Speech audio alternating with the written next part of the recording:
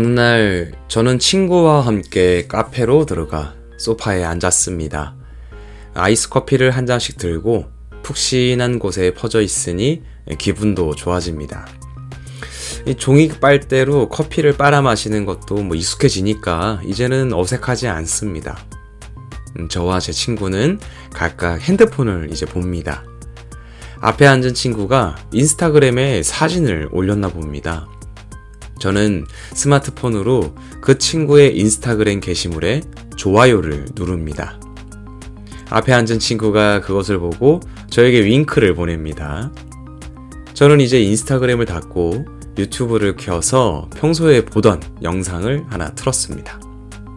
이 카페에서는 음원 사이트를 통해 재생되는 재즈가 쉼없이 흐릅니다. 자, 요런 장면을 상상해 보세요. 굉장히 평화롭게 그냥 스쳐가는 일상이죠.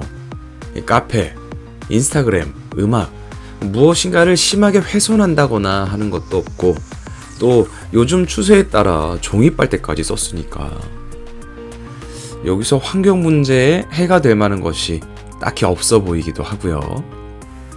그리고 디지털적인 것들이잖아요. 미래지향적이며 물질적인 자원이 활용되기보다는 고도화되어 있는 친환경적인 느낌이 드는, 이 환경 친화적이면서 탄소 발생 기준으로 본다면 매우 좋은 것들, 약간 그런 느낌들 있잖아요. 근데 과연 그럴까? 이리저리 따져볼 것은 없는가? 정말 제가 말씀드린 상황은 탄소를 배출하지 않는, 혹은 지구를 괴롭히지 않는 그런 일상인가? 이런 생각을 한번 해보려고 해요. 제가 누른 인스타그램의 좋아요를 따라가면서 말이죠. 산뜻함과 무해함으로 위장한 디지털 세계가 어떻게 지구를 망가뜨리고 있는지를 생각해보는 책, 프랑스 언론인 기욤 피트롱의 좋아요는 어떻게 지구를 파괴하는가를 지금부터 읽어보겠습니다. 자, 우선 위 상황 속에서 저와 친구가 들고 있는 이 스마트폰을 한번 볼게요. 이 스마트폰을 예로 들지만 사실 거의 모든 종류의 어떤 통신이 가능한 가전제품도 마찬가지입니다. 전화기, 그러니까 우리가 예전에 쓰던 그 벽에 선 연결해서 쓰던 전화기 있잖아요. 그 전화기를 만들기 위해서 필요한 원자재는 약 10가지 정도가 된다고 합니다. 알루미늄, 질소, 탄소, 희귀한 광물이라기보다는 그때부터도 익숙하게 써왔던 원자재들이 전화기를 만드는데 투입이 됐죠. 그러다 20세기 말 무선 전화기가 보급됩니다. 그러자 이를 위해 필요한 원자재는 29가지로 증가합니다. 새로운 기술을 활용하기 위해서 당연히 그럴 수 있겠죠.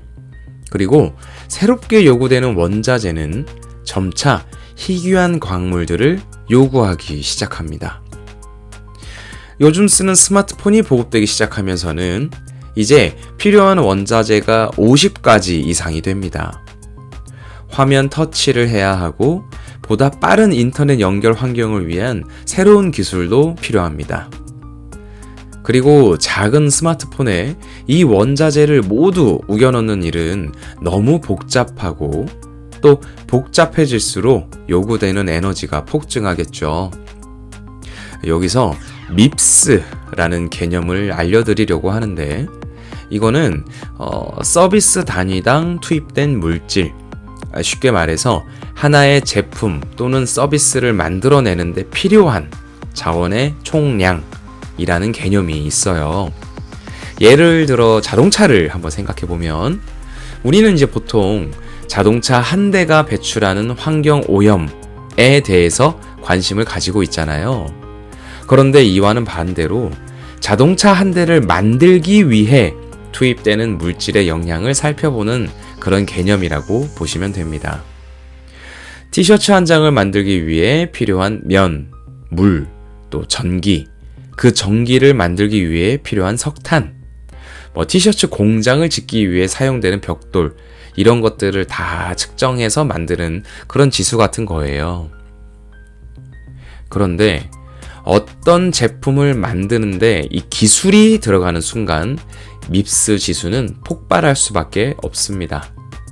채굴이 어려운 무수히 많은 금속들 때문이기도 하고, 모든 스마트폰에 들어가는 이 전자칩 같은 경우에는 이 만드는데 어마어마한 양의 자원을 요구하죠.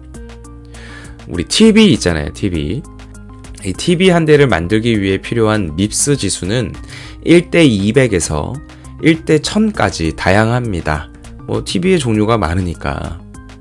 그런데 이 스마트폰에 들어가는 작은 칩을 만들기 위한 밉스 지수는 1대 16,000까지 올라가요. 그리고 우리는 보통 2년에서 3년 주기로 스마트폰을 교체하죠. 고도화될수록 환경에 주는 부담은 가속화된다는 것을 반드시 알아야 돼요. 우리가 지금 탄소 발생에 집중하고 있고, 그것은 분명히 옳은 방향인 건 맞는데, 이 자원을 적게 쓰는 것에도 관심을 가져야 한다. 이런 부분에 대해서 저자는 강조를 합니다. 아이고, 여기까지가 서론입니다. 아직 좋아요의 여정은 시작도 안 했어요.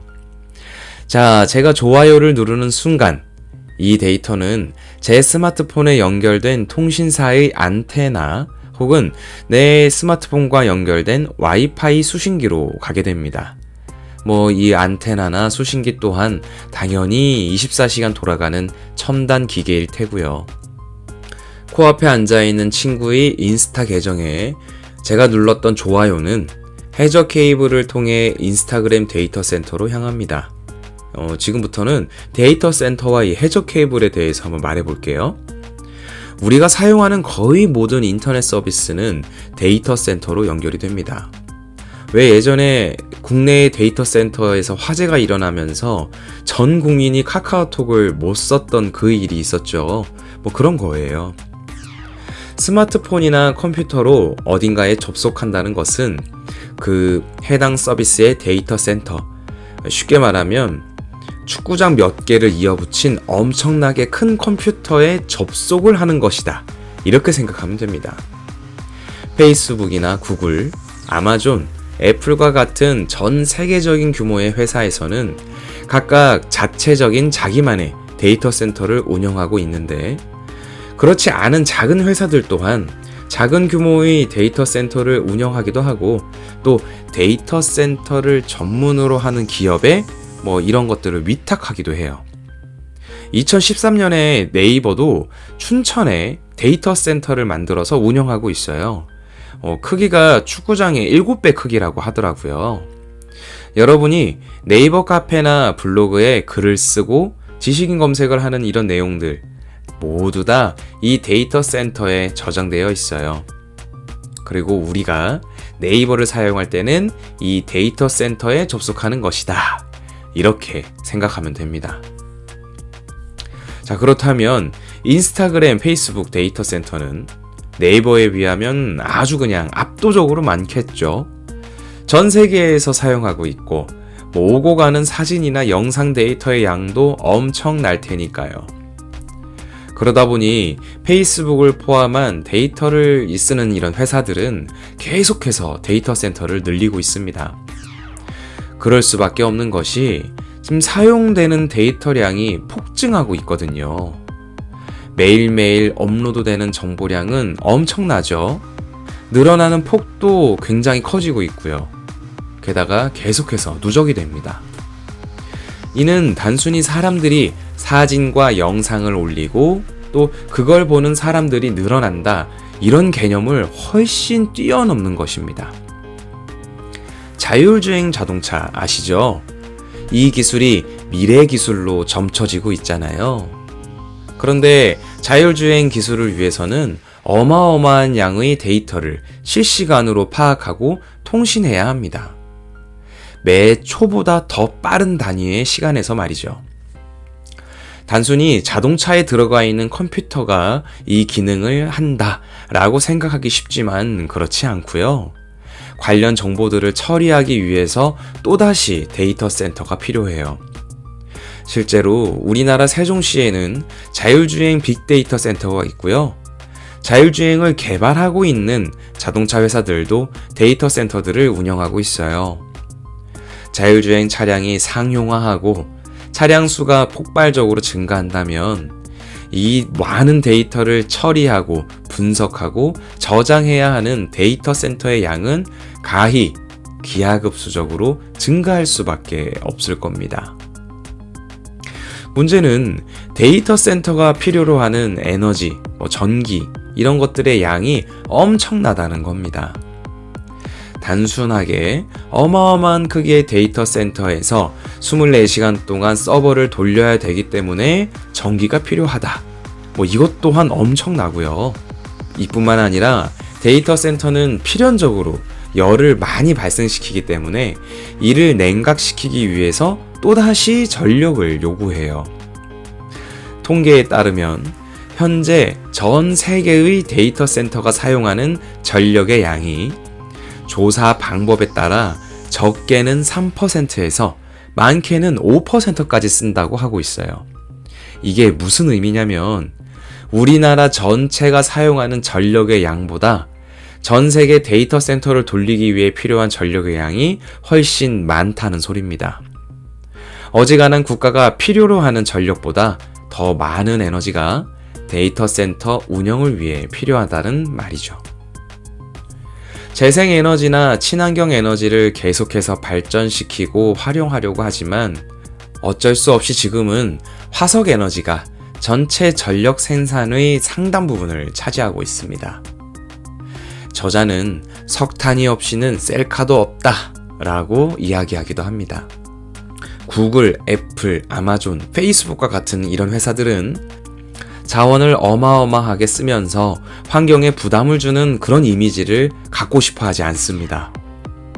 그래서 친환경 에너지만 쓴다는 사옥을 건설해서 운영하기도 하고 또 이 데이터 센터를 아예 풍력 에너지로만 쓴다 이렇게 홍보하기도 하고 심지어 열 관리를 위해서 우리는 데이터 센터를 아예 바닷속에 넣어버리겠다 이렇게 계획을 했다 이런 발표를 하기도 해요. 그런데 사실은 이런 말들이 다 허상이죠.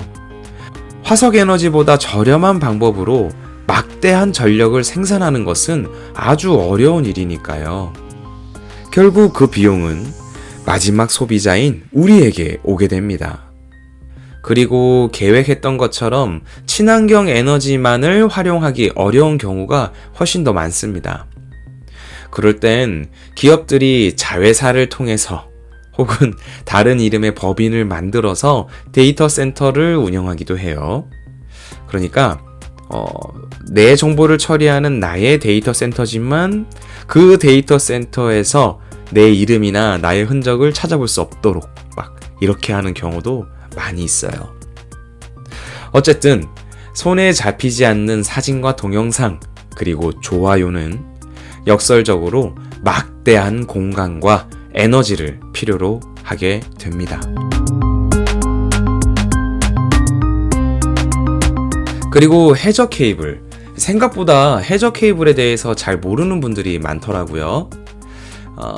조금 거칠게 이야기하면 여러분이 사용하시는 거의 모든 데이터는 이 해저 케이블을 통해서 오고 갑니다. 최근에 유튜브 영상이나 넷플릭스 보셨나요? 아마 그 영상 데이터들도 굉장히 높은 확률로 해저에 깔린 통신선을 거쳐서 여러분이 핸드폰으로 혹은 TV로 볼 수 있게 되는 겁니다. 이거 아셨나요? 제 친구가 인스타그램에 사진을 업로드하고 그걸 제가 보고 좋아요를 누르는 이 데이터, 이것들은 데이터 센터에서 처리하고 주관하지만 그 데이터 센터랑 나의 스마트폰을 연결하기 위해서는 반드시 이 해저 케이블을 오고 가야만 합니다. 제가 미국에 있는 친구에게 이메일을 쓴다고 한번 생각해 보세요. 집에 있는 인터넷선이 연결되어 있는 컴퓨터로 작성해서 이메일을 보내면 제 친구가 컴퓨터로 이메일을 수신할 때까지 단 한순간도 빠짐없이 이 컴퓨터와 컴퓨터는 물리적으로 연결이 됩니다. 우리가 가진 이미지 속에는 막 뭔가 전파 같은 게 막 위성 같은 걸로 막 뿅뿅 올라가고 막 날아다니고 막 그럴 것 같지만 실제적으로는 완벽하게 물리적인 선으로 연결되어 있고 그 선을 통해서 정보가 오고 가는 거예요. 사람들은 자신들이 무선 세계에 살고 있다라고 믿고 있지만 사실 따지고 보면 과거보다 더 완벽하게 물리적으로 유선으로 서로 묶여 있는 겁니다. 이 해저 케이블들은 대륙과 대륙, 먼 공간과 공간을 연결해야 되기 때문에 짧게는 85km, 길게는 39,000km에 달할 정도로 어마어마한 길이를 가지고 있고요. 다 합치면 지구를 몇십 바퀴나 돌 수 있을 정도의 양이 이미 깔려 있어요. 그리고 2030년 무렵에는 1000개 정도의 광 케이블이 가동하게 될 거라고 합니다. 실제로 어마어마한 양의 케이블이 바다를 가로질러 대륙과 도시를 연결하고 있는 겁니다. 해저 케이블 자체가 오염을 일으키지 않는다라는 것이 이 책 외의 곳에서는 중론인 것 같아요. 하지만 수명이 20에서 30년 정도가 되며 그 후에는 회수하거나 재활용하기 위해서 어마어마한 비용이 든다는 것이 단점입니다. 그러다 보니까 파손되거나 훼손되면 혹은 수명이 다하면 그냥 방치하는 경우도 많아요. 게다가 대양을 가로지르는 만큼 오가는 어선의 영향이나 자연 환경 등으로 파손되는 경우에 다시 설치를 해야 하는데 이 또한 비용이 만만치가 않죠. 물론 이 책에서는 해저 케이블이 가진 잠재적 위험성에 대해서 언급하고 있어요. 하지만 개인적으로는 그보다는 통신이나 사물 인터넷 등을 위해 전 지구에 깔릴 것이고 깔려야 하는 이 수많은 물질적 인프라에 대해서 우리가 알게 되는 것이 더 중요하다고 생각해요.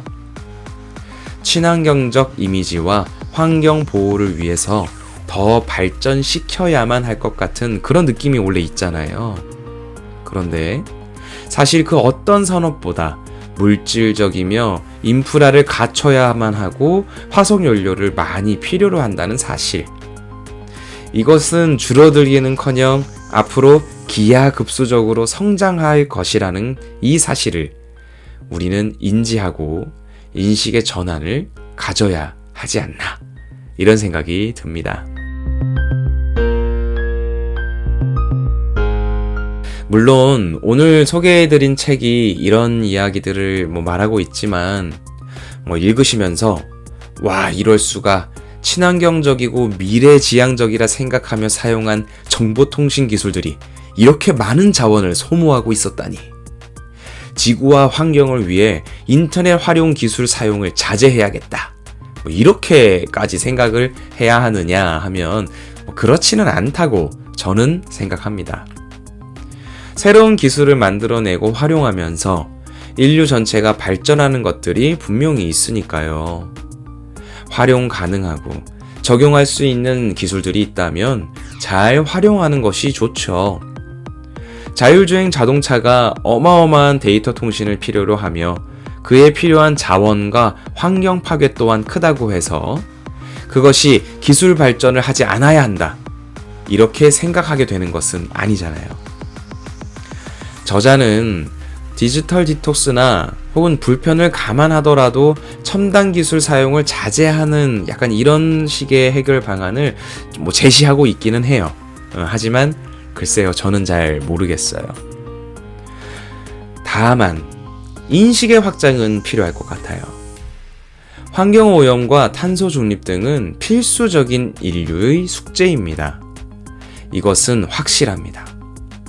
제 생각입니다만 지금은 이를 위해서 몇 가지 대상을 콕 찍어서 달리고 있는 느낌이 들어요. 내연기관 자동차, 플라스틱 빨대, 화석연료, 그리고 나서는 모두가 그것에 집중하고 있죠. 하지만 환경오염에 대해서는 이렇게 국지적인 시각이 아닌 전체 그림을 봐야죠. 우리를 둘러싼 모든 것은 환경오염에 일조하고 있고요. 우리 삶에 적극적인 영향을 끼치는 모든 것은 탄소를 배출해요. 가공되지 않은 식자재를 만들기 위해서, 종이 빨대를 만들기 위해서, 탄소를 배출하지 않는 전기 자동차를 만들기 위해서, 그리고 오늘 보셨다시피 정보통신과 관련된 모든 편의사항에서도 탄소가 많이 배출이 됩니다. 지구온난화는 확정이 됐고 무엇이든 해야 함이 시급한 지금의 시점에 우리는 몇 가지 나쁜 놈을 찍어서 터는 것이 아니라 삶의 모든 부분에서 눈을 떠야 되지 않나.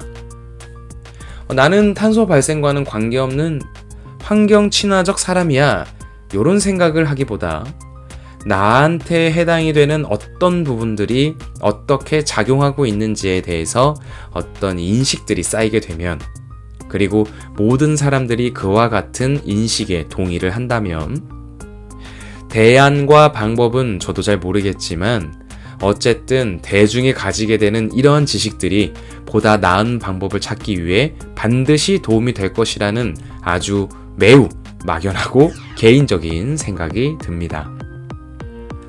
좀 어려운 이야기일 수도 있겠네요. 인식의 확장을 위해 꽤나 괜찮은, 그리고 공들여 만든 책입니다. 기욤 피트롱의 좋아요는 어떻게 지구를 파괴하는가를 읽어보았습니다. 청취자 의견과 도서 추천은 underlinebook@gmail.com으로 보내주세요. 저는 언더라인입니다. 지금까지 들어주셔서 고맙습니다.